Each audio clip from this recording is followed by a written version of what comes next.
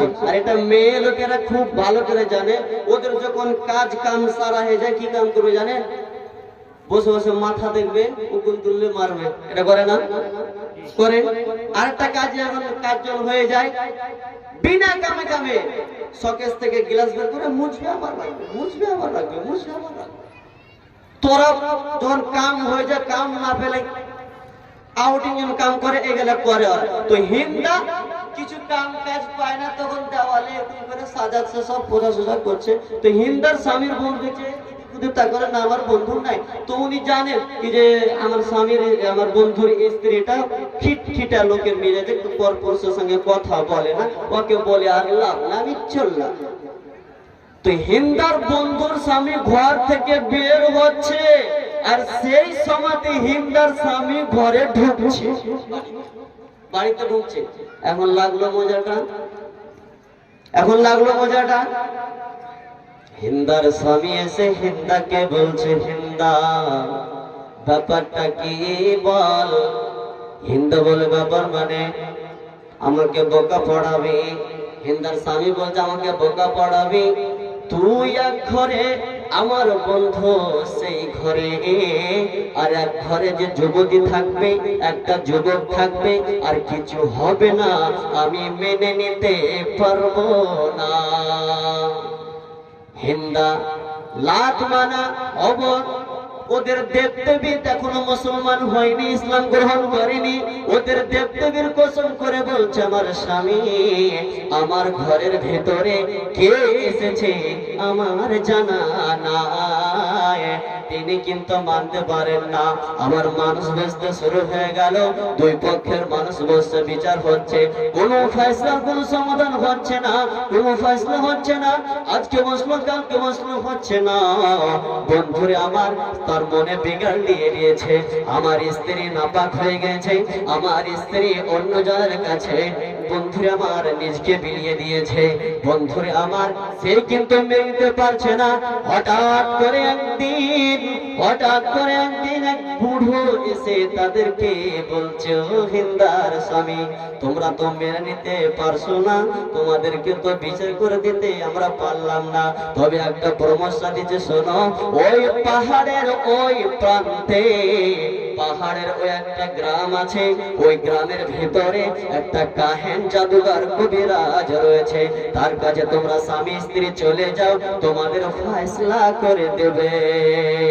হিন্দার স্বামী বলছে, এখানে একটা যুক্তির কথা হয়েছে।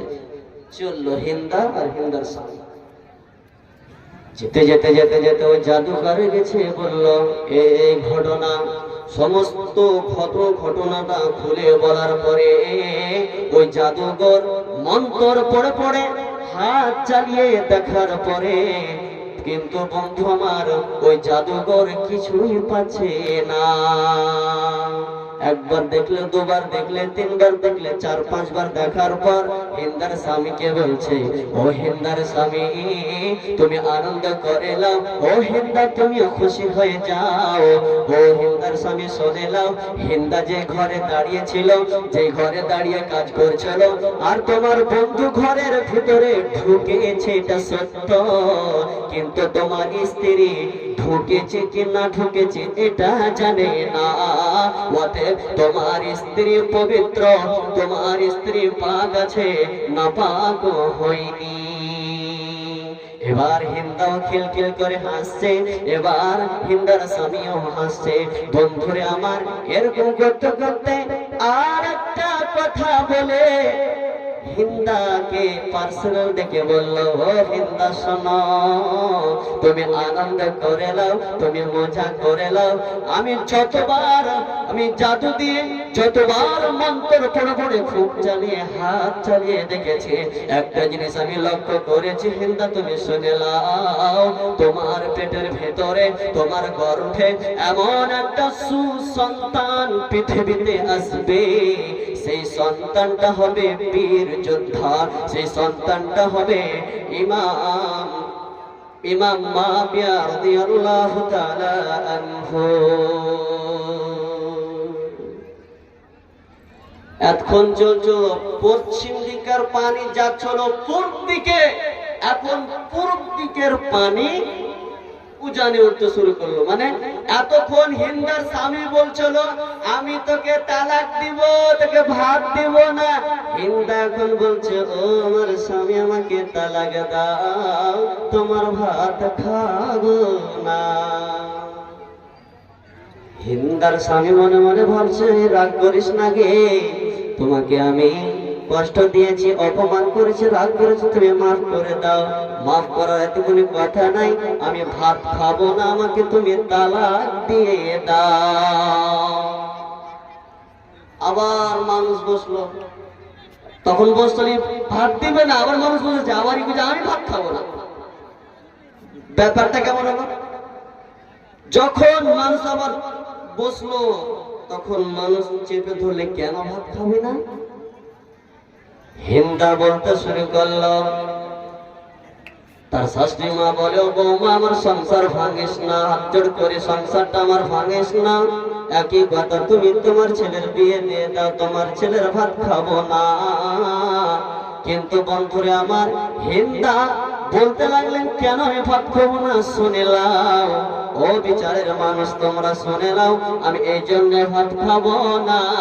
একটা উদাহরণ দিয়ে বলি, নিমের আঠি বসালে নিমই হবে, আঙ্গুরের আশা করা যাবে? নিমের আঠি বসালে কি হবে? আঙ্গুর হবে, নিম হবে? নিম হবে। একটা কথা বলি, আমি যেন কোন কথা জিজ্ঞেস করবো হ্যাঁ না বলবেন। হানাফির মাজলিসে বয়ান করে জিভ ধরে যায়, ওরা চিল্লায়। আমি ৫-৭টা প্রোগ্রাম হানাফিদের গিয়েছি আমি। তো আমাদের আহলে হাদিসের ভিতরে একটা কমি আছে, একটা কি যে নবীর নাম আমরা শুনি কিন্তু দুরূদ পড়ছি না। ওরা যখনই নবীর ছাগল থেকে তো ওরা যাহা নবীর নাম শুনতো, নবীর নাম শোনা সাথে সাথে সাল্লাল্লাহু আলাইহি ওয়াসাল্লাম আর আহলে হাদিসকে গোতা দিয়ে উঠবে না, মুখ দিয়ে চালাবে না, হবে না। ঠিক না বেটি? বলেন ঠিক না বেটি? ওরা এদিকে কিন্তু আগিয়ে আছে। তো নিম পাশে যেমন নিমের গাছ হবে, নিমই ধরবে, আঙ্গুর আশা করা যায় না।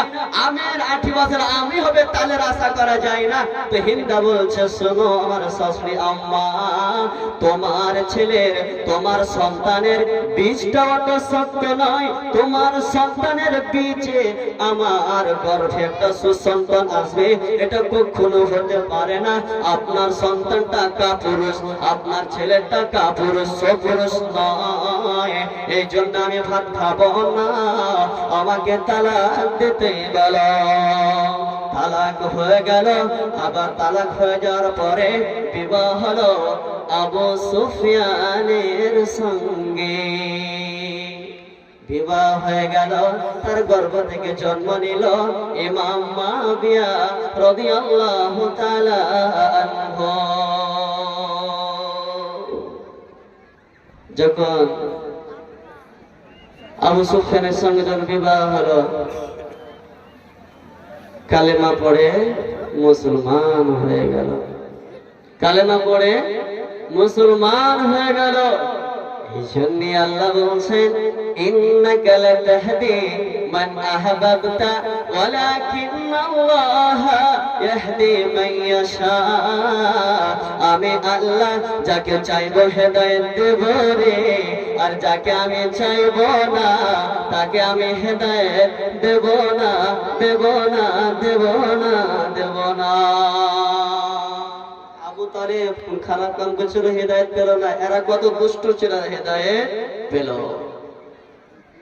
আর আমরা হেদায়েত চাইতে জানি না। সুবহানাহু ওয়া তাআলার কাছে কেমন করে চাইবো সেটা আমাদের অভ্যাস নেই। সাহাবীদের ঘটনা শুনবেন। আনসারের দলেরা, আনসার কাকে বলা হয় আর মুহাজির কাকে বলা হয়? মক্কা থেকে যারা হিজরত করে মদিনা চলে গেছিলেন তাদেরকে মুহাজির বলা হয়, আর আনসার তাকে বলা হয় নবী মুহাম্মদ রাসূলুল্লাহ সাল্লাল্লাহু আলাইহি সাল্লামকে মদিনায় থাকায় অবস্থায় সাহায্য করেছেন।